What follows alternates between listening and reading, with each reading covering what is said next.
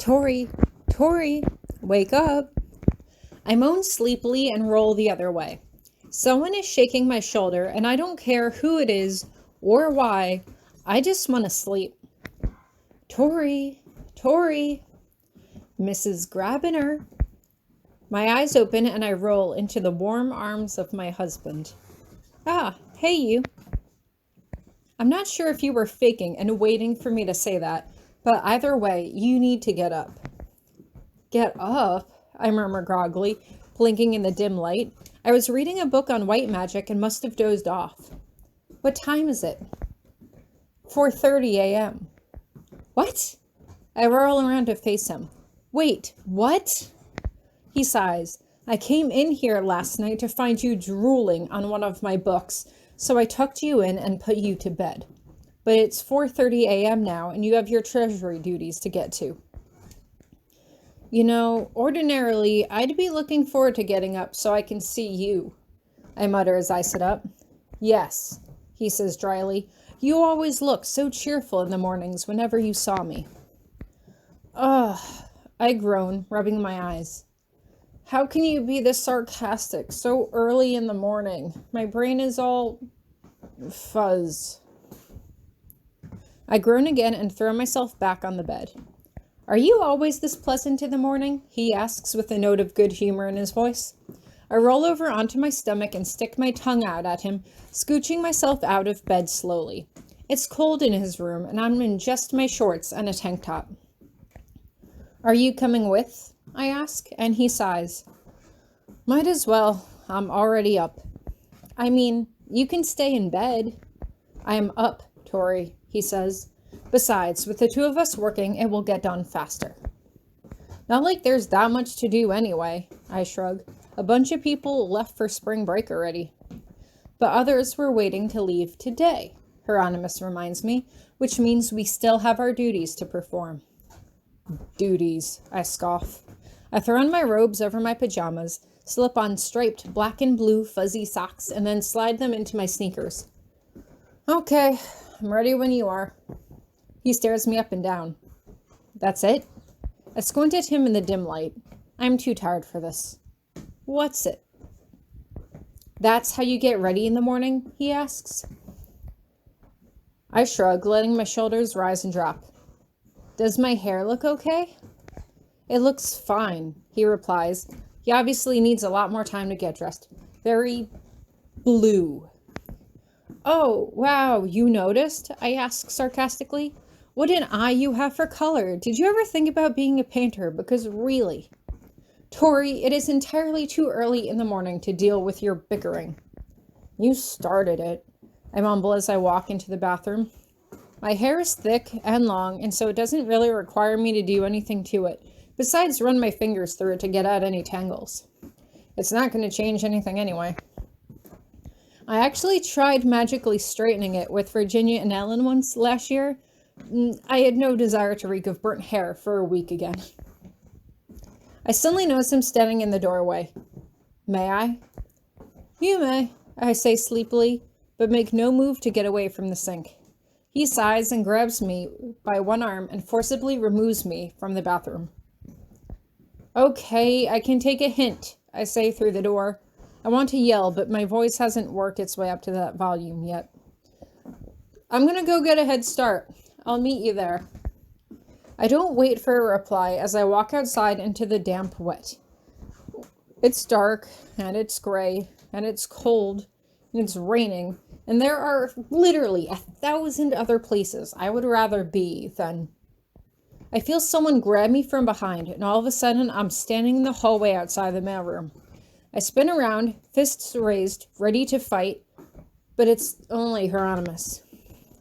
I let out a deep sigh, collapsing in on myself. What the hell did you just do?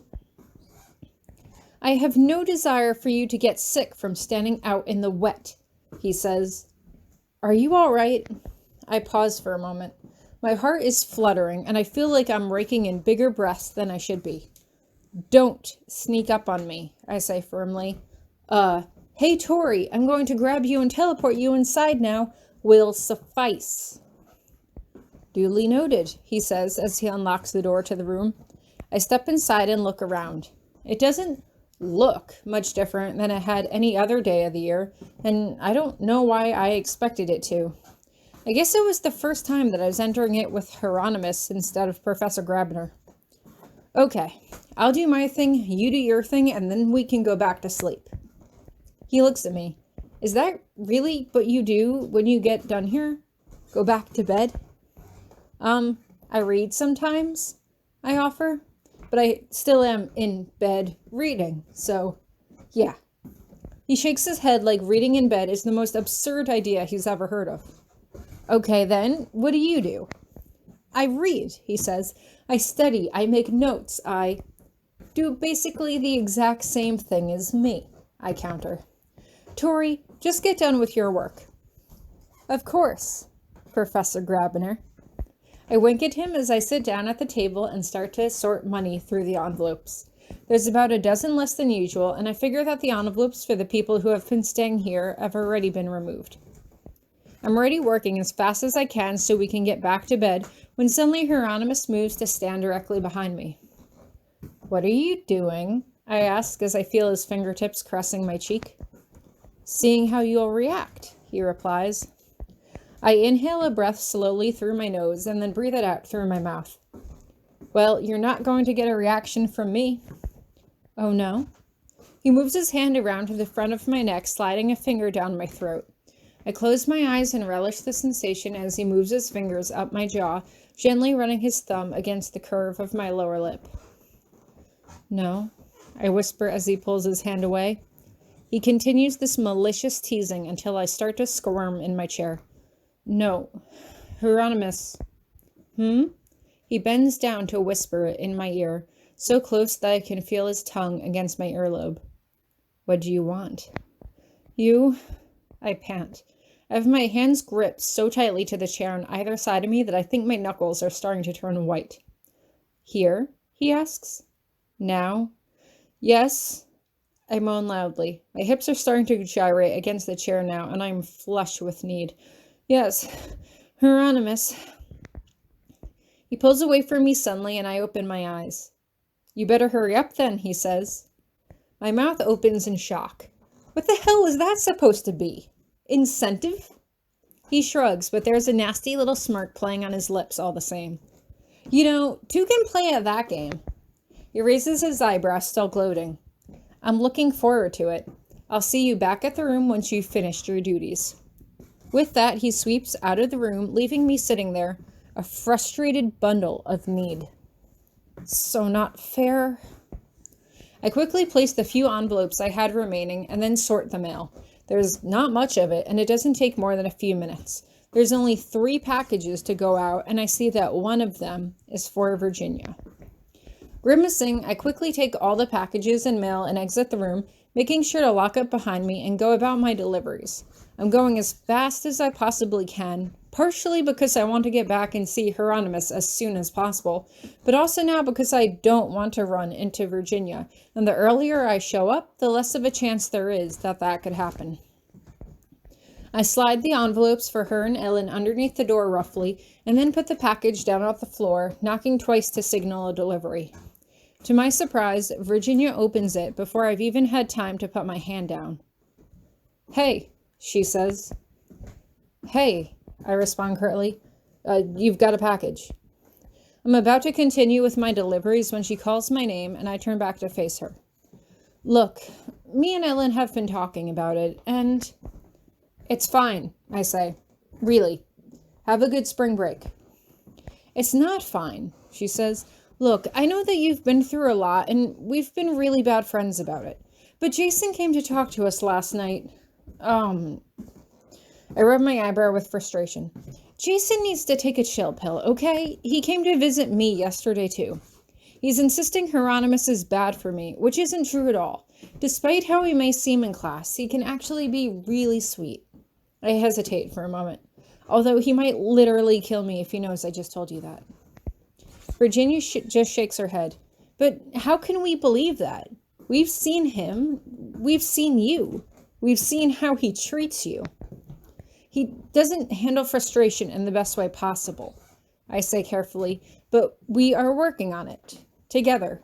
So, if that's all, I start to walk away from her when she grabs my arm. They think he's only using you for... She looks me up and down the hall and mouths the word sex. Oh, really? I raise my eyebrows. And who is they? You, Jason? And our marital affairs are on a strictly need-to-know basis. I lower my voice. And if you really want to be in the know, we haven't done anything yet. He's being a perfect gentleman about it and wants to wait and make sure I'm ready. And I'm waiting for a special romantic occasion. Like, literally, as soon as this conversation ends and I can get back there. Really? Virginia asks, and I can tell by the look on her face that she didn't see that coming. Look, I say, I don't have anything against you for kicking me out. It was hard to deal with the drama, and I get it. But we're still friends, right? She hesitates for a moment, then nods.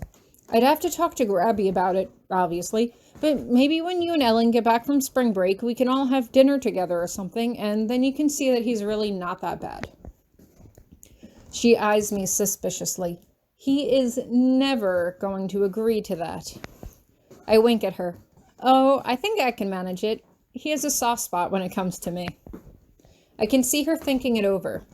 All right, she says. You tell us when it's all going down. Donald might want to come too, just to see the nice side of Grabby. That's never going to fly. I laugh. I can probably swing you and Ellen, but not Donald. Yeah, I know, she says, then punches my arm lightly. Hey, don't be a stranger. And you're being missed at sports club, you know. The gym's been a bit of a weird place for me, I say as casually as possible. But yeah, I need to do some running or something. We nod at each other for a few moments.